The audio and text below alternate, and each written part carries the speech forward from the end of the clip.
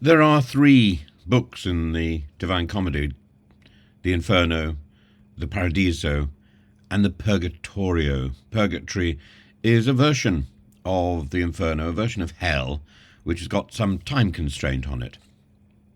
And it comes very close to the Horizon scandal, the Horizon payouts, and the scandal of Windrush and Grenfell Towers and the infected blood. And it's about the difference between rhetoric and reality, the unparalleled hypocrisy of the system. In this case, the post office, the hypocrisy of an institution like the post office being entrusted with the redress schemes for its own victims, a classic case of the fox guarding the henhouse. And in this saga of calculated deceit, where justice is proclaimed but indefinitely deferred, the numbers paint a dismal picture. A mere £499 million of the allocated £1.8 billion has been disbursed. That's a staggering 72% of funds languishing in bureaucratic limbo while victims, some impoverished, others dead, wait for justice. This is genuinely something out of Dante.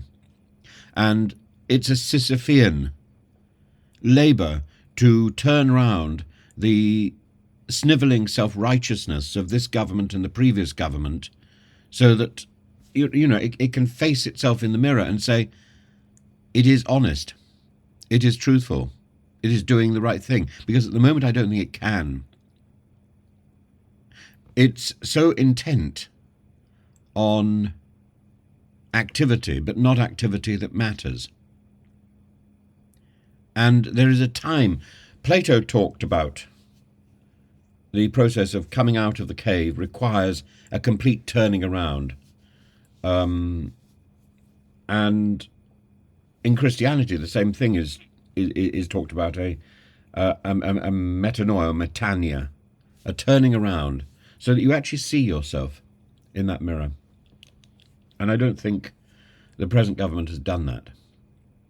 The Business and Trade Committee's report aptly describes the redress process as a second trial for victims who have to go to the people who are administering the funds and beg for compensation and redress. And then they are offered something which is far less than they've asked for. These claimants, many already bankrupted by Horizon's faulty data, now face the labyrinthine legal processes demanding proofs that require data they no longer have access to. Meanwhile, the Post Office has spent a jaw-dropping £136 million, a whopping 27% of payouts, on legal fees, enriching law firms at the expense of justice. And the same thing can be said of anybody who's been a whistleblower for the NHS. The only people who make money out of this process are the barristers and the legal profession. Let's not forget the human toll. Over 900 sub-postmasters wrongfully prosecuted under this dystopian system, lost homes, marriages, mental well-being. Seema Misra, for example, served time in prison while pregnant. She's called for compensation for this. She's called this compensation ordeal torture, a term not easily dismissed when families are still repaying imaginary debts or awaiting settlements years after their exoneration.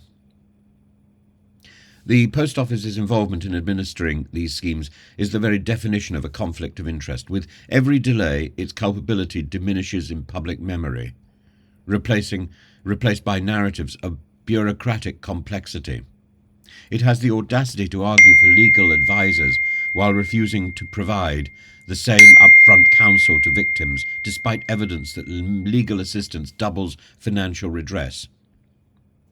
We must question the inertia of government oversight. Liam Bryan, the MP with characteristic candour, says this is quite simply wrong. Yet the government's promises of working tirelessly sound increasingly hollow. building deadlines, financial penalties for delays, and independent adjudicators who were rebuffed by the previous administration of having no positive effect. Meanwhile, victims grow older. Some are dying without seeing justice. It's difficult to discern whether this is malice or ineptitude. Lawyers allegedly string out cases to maximize their fees while administrators shuffle through claims at a snail's pace, failing to establish hard deadlines. Sir Alan Bates, knighted for his tenacious campaign, described civil service replies to his concerns as standard junk.